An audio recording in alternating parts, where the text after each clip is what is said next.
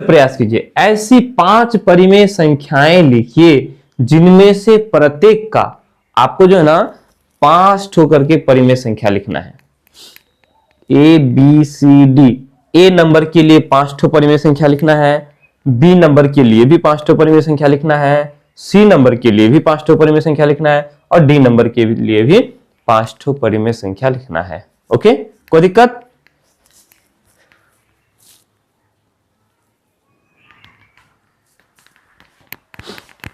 मेरे ख्याल से कोई दिक्कत आप लोगों को नहीं होना चाहिए। तो चलो, जैसे फिर से वही बात, यदि आपसे पूछा जाए अंश में, अंश जो है एक ऋणात्मक पूर्णांक होना चाहिए और हर एक धनात्मक पूर्णांक होना चाहिए। तो जब लिखने की बारी आई तो आपको थोड़ा सा इसको सजा करके लिखना है, ठीक है? सजा करके कैसे, मैं बता दे रहा हूं। चलो, सजा करके कैसे लिखेंगे?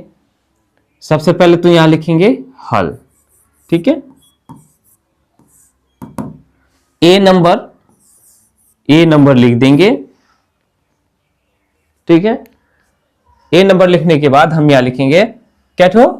5 ठो परिमेय संख्याओं को लिखने के लिए बोला, ओ सॉरी, हाँ 5 ठो परिमेय संख्या लिखने के लिए बोला है। और पांचों जो परिमेय संख्या होगा वो कैसा होना चाहिए? उसका अंश, अंश किसको कहते हैं? ऊपर वाला को। अंश जो है ऋणात्मक पूर्णांक होना चाहिए, घटा वाला। तो हम ले लेते हैं, ये भी सबका आंसर अलग अलग हो सकता है। घटा वाला पूर्णांक लेना है, तुम घटा 1 को ले लेते हैं। और हर नीचे जो है ना, ये क्या होना चाहिए? धनात्मक होना चाहिए, मतलब जोड़ वाला। तो घटा 1/2 ले लिया, तो घटा 1 ऋणात्मक हो गया और 2 क्या हो गया? ये धनात्मक हो गया। हम यहां ले लेते हैं घटा 2/7 ले लेते हैं। घटा 2 ऋणात्मक हो गया और 7 धनात्मक हो गया, है कि नहीं? घटा 3/5 ले लेते हैं। घटा 3 ऋणात्मक हो गया, अंश ऋणात्मक हो गया और हर क्या हो गया? धनात्मक हो गया। 3 हो गया और 2 लेना है।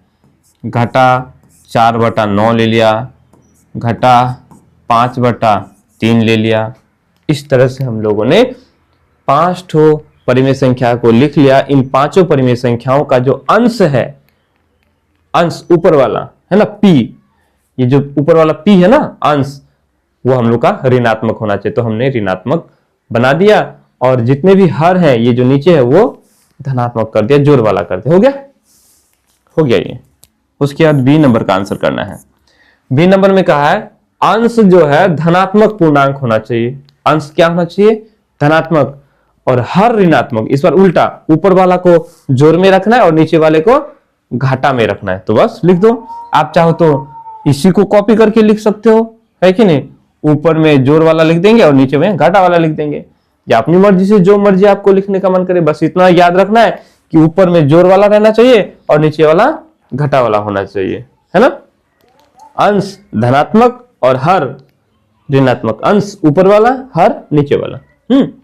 तो इसको हम लोग ऐसे लिखते हैं, 1/2 भी लिख सकते हैं, 2/7 को घटा में लिख देंगे, 3/5 को हम घटा में लिख देंगे, 4 इसको घटा में लिख देंगे, या फिर अपनी मर्जी से लिखेंगे 7/2। हो तो क्या जी, अपनी मर्जी से लिखने के बारी आई तो हम खत्म हो गए हम लोग, है ना? चलो ठीक है। सी नंबर आया है समझ में मेरे ख्याल से ना आप लोगों को। अब सी नंबर में क्या कह रहा है? अंश और हर दोनों ही ऋणात्मक होना चाहिए। अंश भी ऋणात्मक होना चाहिए और हर भी ऋणात्मक होना चाहिए। याद रहे, मेरा देख देख करके इसको नहीं बनाने का, आपको खुद से बनाना है इसको, ठीक है? बहुत इजी है, प्रैक्टिस करो। माइंड का भी थोड़ा सा प्रैक्टिस हो जाएगा। तो लिखेंगे घटा 2/3 कर दिया, है कि नहीं? घटा 5/7 कर दिया, घटा 2/8 कर दिया, घटा 7/6 कर दिया, घटा 11/3 कर दिया। हो गया ना? कोई दिक्कत? घटा वाला हो गया डी नंबर में। थोड़ा सा और जगह लेना है ना।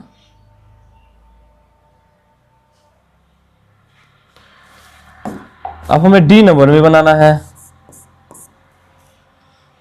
तो डी नंबर के लिए देखेंगे अंश और हर दोनों धनात्मक होना चाहिए, दोनों जोड़ वाला होना चाहिए, अंश भी जोड़ और हर भी जोड़।